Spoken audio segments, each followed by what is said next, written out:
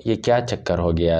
परवेज़ इलाही साहब के आते ही पीटीआई में दरारें और लड़ाइयाँ शुरू हो गई हैं।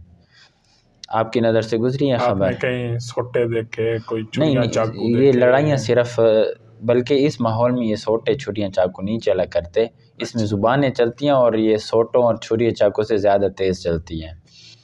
असद उमर साहब ने कहा है कि परवेज़ इलाही साहब, अव्वल तो ये एक शॉकिंग था ना कि परवेज़ इलाही साहब को सदर बना दिया गया है, जावेद तो हाशमी बड़ा है। साहब भी तो बने थे। वही ना, हर चीज़ मतलब एक झटके के बाद दूसरा झटका है ना। एक हाँ जी। ये तो वो पार्टी थी ना कि जिसने आम मुतवस्सित तबके को इज़्ज़त देनी थी। अच्छा, अब फिर सदर बना दिया। सदर बनाने के बाद उसका नतीजा ये सामने आया कि असद उमर साहब ने कहा है कि परवेज़ इलाही साहब सदर बन गए, अब घर में न बैठे, उनको लाहौर में आकर गिरफ़्तारी देनी चाहिए कि पार्टी क्या गिरफ़्तारियाँ दे रही है। बात तो उन्होंने ठीक कही है। नहीं तो अब मसला ये है ना, असद उमर साहब मेरे ख्याल में बादशाह आदमी है। चौधरी भी जेलों में होते हैं। चौधरी तो ना हुआ ना जो जेल में हुआ। अच्छा, फिर आप कह रहे थे ना जावेद हाशमी साहब ने जी। उनकी और बात है।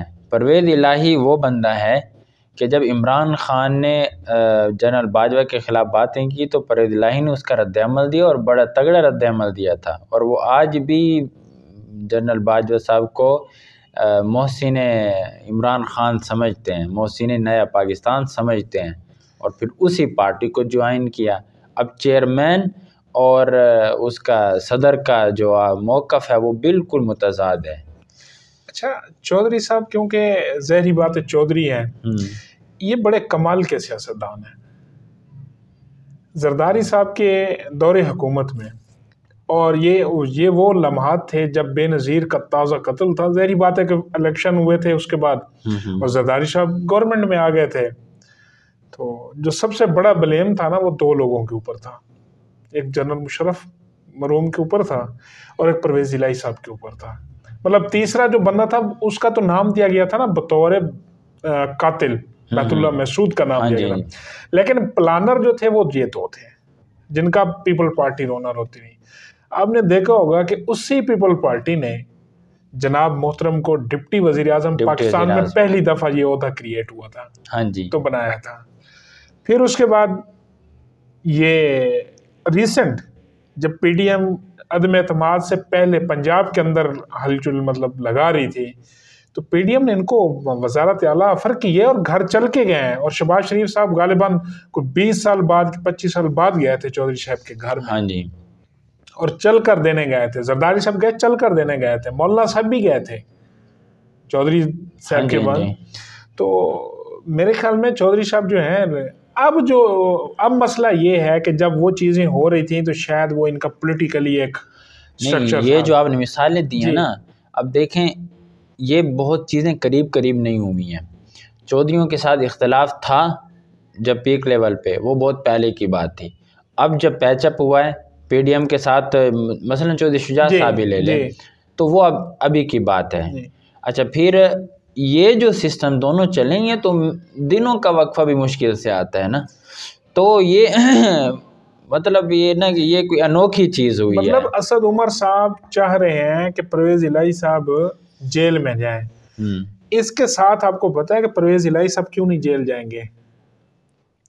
गिरफ्तारी देने, एक तो वो नए मतलब वो अब यहाँ पर वो लफ्ज़ नहीं इस्तेमाल करते निकाह वाला, जिस तरह हमारे हल्के के MNA ने कहा था कि मेरा निकाह हुआ है, तो नए निकाह में इस तरह की वो हरकतें नहीं करनी चाहिए, वो पीरियड में इस तरह का नहीं होता। दूसरी चीज़, चौधरी साहब के ऊपर केसेस खुले हुए हैं। उनकी मिसेस साहबा भी FIA के टारगेट पर हैं, साहबजादा साहब भी टारगेट पर हैं, खुद भी। और अगर चौधरी साहब जेल चले गए तो ड्यूरिंग जेल इनका जो एक्चुअल केसेस हैं वो ओपन हो जाने हैं। आपको ये एक बात अब जो PTI जोर लगा रही है जमानतों के ऊपर, मैं आज के व्लॉग में कर चुका हूँ ये बात।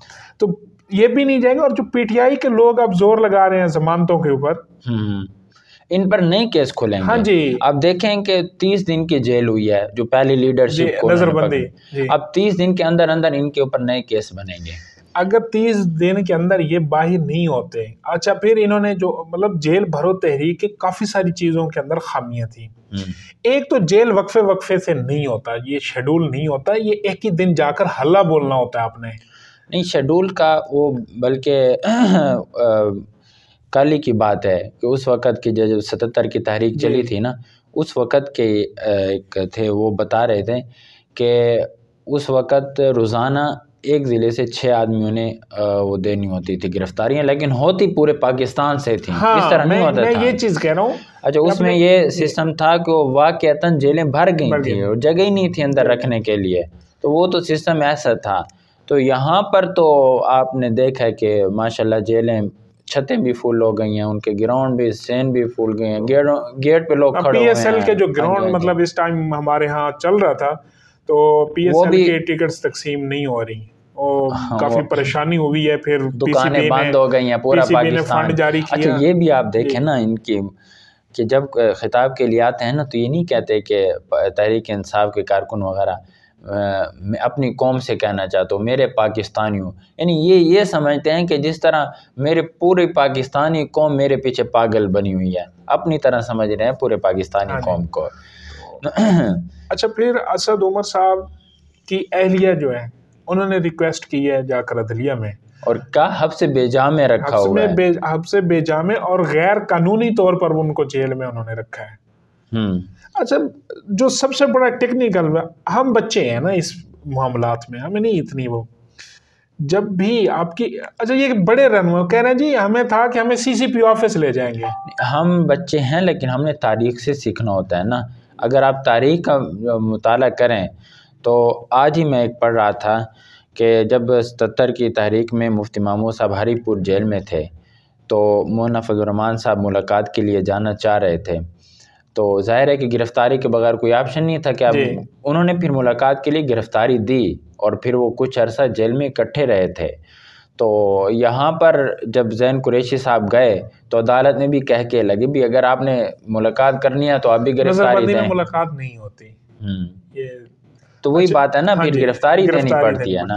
लेकिन यहाँ पर मसला हकीम सनाउल्लाह साहब का भी है ना, ये गिरफ़्तारी देने के लिए वो मुलाकात के लिए गिरफ़्तारी दें तो हकीम राना सनाउल्लाह साहब बाप को यहाँ गिरफ्तार किया हुआ है, बेटे को 10,000-1200 मील दूर वहाँ छोड़ दें। हाँ, अच्छा, फिर तो ये इनका कसूर नहीं है ये। अच्छा, इन्होंने जो ये वाला तरीका अडॉप्ट किया था ना कि भाई, अच्छा फिर ये कहते हैं जी हमें था कि हमें CCP ऑफिस ले जाएंगे। भाई CCP ऑफिस कौन सी जेल है?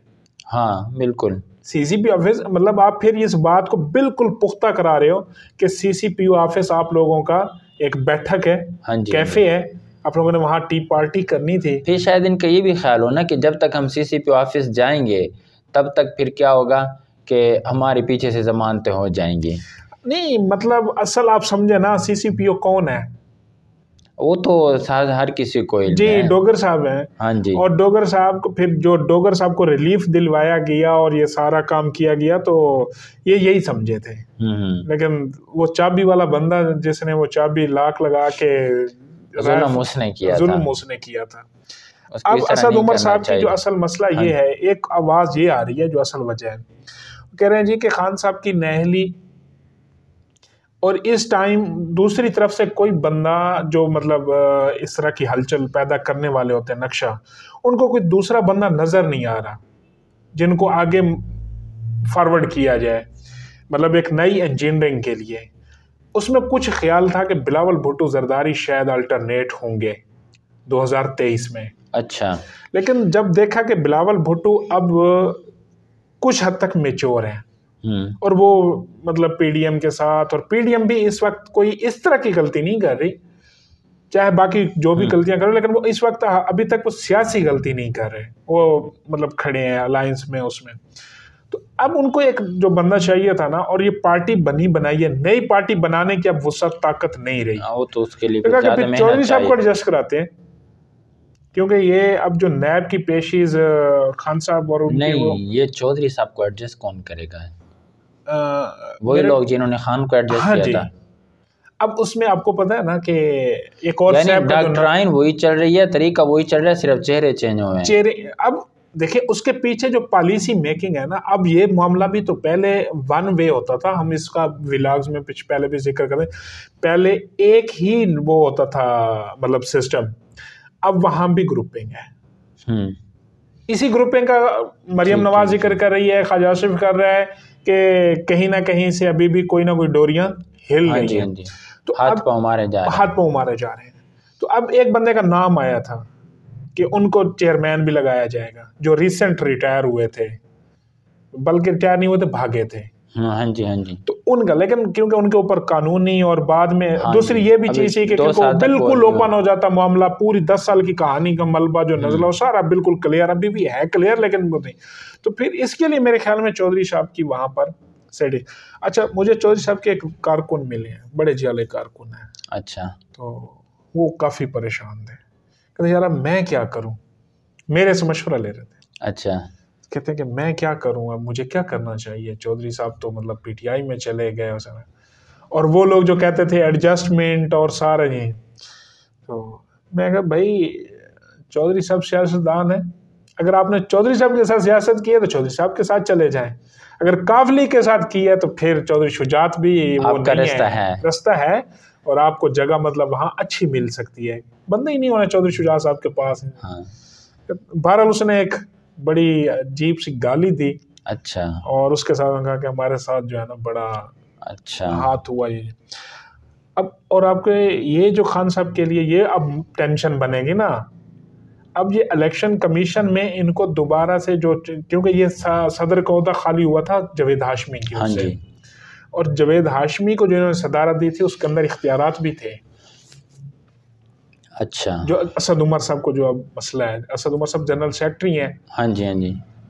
और शाह महमूद कुरैशी साहब क्योंकि नेक्स्ट उम्मीदवार थे चेयरमैनी के भी, तो उनके लिए अपने कहा कि जी हमें जेल में करवाने वाले, बल्कि वो कह रहे हैं कहते कि परवेज इलाही साहब के पीछे हाथ है। अच्छा। इसलिए पुलिस हमारे साथ हाथ कर गई है, क्योंकि वो राना सनाउल्लाह को नहीं ब्लेम कर रहे।